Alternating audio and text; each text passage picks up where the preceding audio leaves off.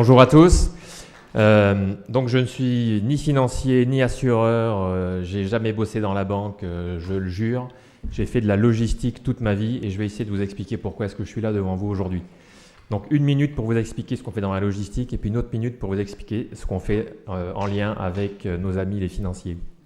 Donc dans la logistique et plus particulièrement dans le transport en container, donc il faut que vous sachiez que c'est un marché qui est absolument massif, c'est 200 millions de containers par an, c'est des centaines de milliards, et un marché qui est en croissance historique depuis 40 ans, et c'est un marché qui est totalement poussiéreux en termes de processus, c'est plein de papier, de fax, et on entend même parler de telex dans les process opérationnels, donc c'est quand même magique.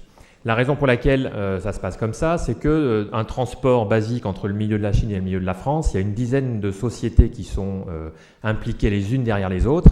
Chacune société a son système d'information qui est bien plugué entre la compta et l'opérationnel, mais en mode silo. Par contre, la coordination transversale, ça se fait par téléphone, fax, mail, telex, donc c'est une véritable abomination opérationnelle. Chez Baïco, on crée un dossier de transport unique de bout en bout et on vient inviter l'ensemble des participants à la chaîne logistique à se loguer sur le dossier de transport pour faire un seul support totalement transparent pour le client final, ce qui vient simplifier totalement l'ensemble des processus.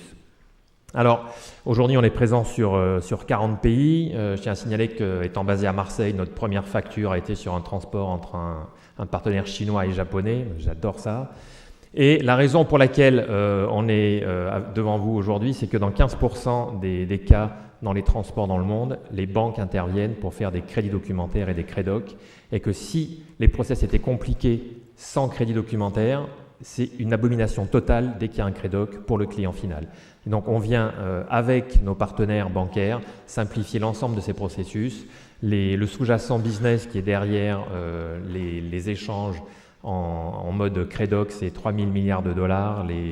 Les commissions des banques sont à 45 milliards de dollars sur le sujet. Donc c'est énorme et on espère devenir, avec les grandes banques françaises, un acteur mondial dans cette simplification et dans cette convergence de la supply chain physique et financière. Merci beaucoup. Merci Karl.